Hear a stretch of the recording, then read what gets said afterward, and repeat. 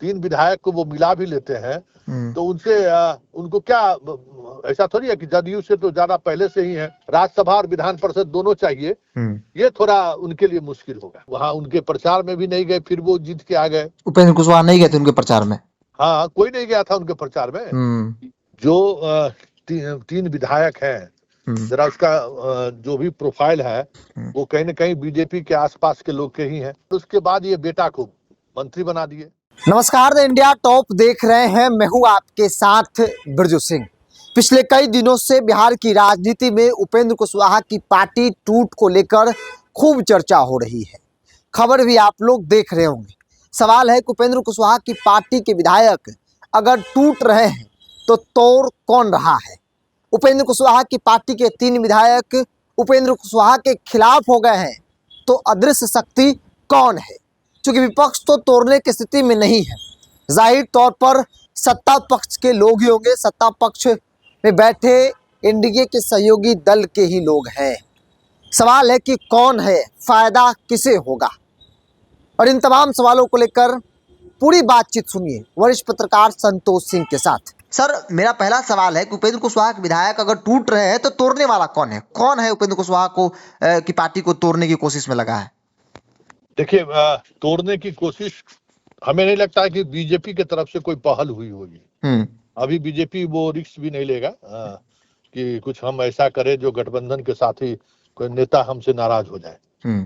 जो 3 विधायक हैं, जरा उसका जो भी प्रोफाइल है वो कहीं न कहीं बीजेपी के आसपास के लोग के ही हैं। इसमें 2 सवर्ण हैं तो स्वाभाविक तौर पर, मानसिक तौर पर और वैचारिक तौर पर बीजेपी के काफी करीब हैं। तीसरे व्यक्ति ऐसे हैं जिसके चुनाव प्रचार में समस्या क्या है, वो बात क्या है बेहतर जानते हैं। जब वो बात हो तो उसमें वहां उनके प्रचार में भी नहीं गए, फिर वो जीत के आ गए। उपेंद्र कुशवाहा नहीं गए थे उनके प्रचार में? हाँ, कोई नहीं गया था उनके प्रचार में, तो वो जीत कर आ गए। तो अब जीत कर आ गए और उसके बाद ये बेटा को मंत्री बना दिए।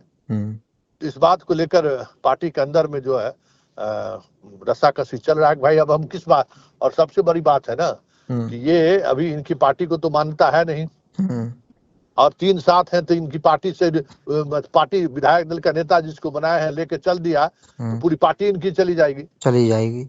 हाँ, तो बीजेपी ये फिलहाल बीजेपी ये नहीं करेगी। हाँ, बीजेपी इंतजार करेगी उपेंद्र कुशवाहा के बागी होने का या किसी और बात को लेकर, क्योंकि जरूरत क्या है, मान लीजिए कि अगर 3 विधायक को वो मिला भी लेते हैं तो उनसे उनको क्या ऐसा थोड़ी है कि जदयू से तो ज्यादा पहले से ही है। और अच्छा, जदयू किसी को तोड़ने की स्थिति में तो है नहीं कि हम तोड़ लेंगे। ये सारी बातें ऐसी है, इसमें यही लगता है कि वो तीनों बागी हैं, वो बीजेपी के चाहते हैं, बीजेपी के साथ जाने। जो उपेंद्र कुशवाहा की जो बार्गेन कैपेसिटी है बीजेपी से, उनके इस विधायक के बागी होने से हो जाएगी। बेटा का विधान परिषद भी चाहिए और हम खुद राज्यसभा भी जाए, ये संभावनाएं कम होगी। इसके पीछे भले बीजेपी दिमाग लगा रही हो, ये अलग बात है। मतलब बगावत विधायकों का है, उससे फायदा तो बीजेपी को हो ही जाएगा किसी भी हाल में। उपेंद्र कुशवाहा को नुकसान होगा, उपेंद्र कुशवाहा की बार्गेन कैपेसिटी बिल्कुल कम गई है। हाँ, वो उसके लिए बीजेपी थोड़ा मतलब पीठ पर हाथ दे विधायक की अलग बात है, लेकिन ये चीजें तो है कि बार्गेन कैपेसिटी इससे कम होगी और राज्यसभा और विधान परिषद दोनों चाहिए। ये थोड़ा उनके लिए मुश्किल होगा, संभव नहीं है ये। जी।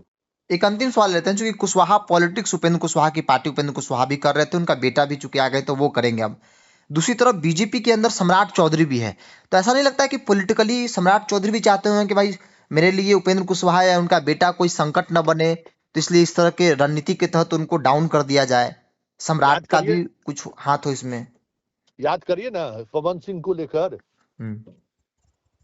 को लेकर जो चीजें हुई वो किस तरीके से हुई।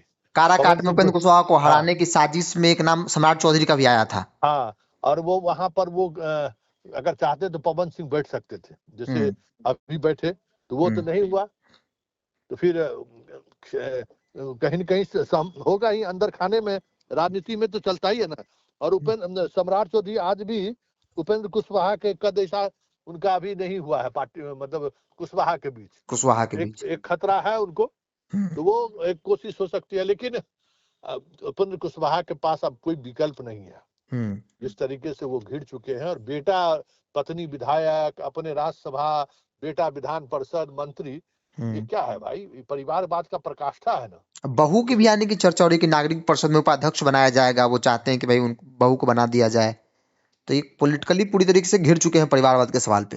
स्वाभाविक तौर पर जिस परिवारवाद को लेकर आप सामने में लालू यादव के परिवार को आप निशाने पर लेते हैं, तो उससे बड़ा परिवारवाद ये हो गया ना।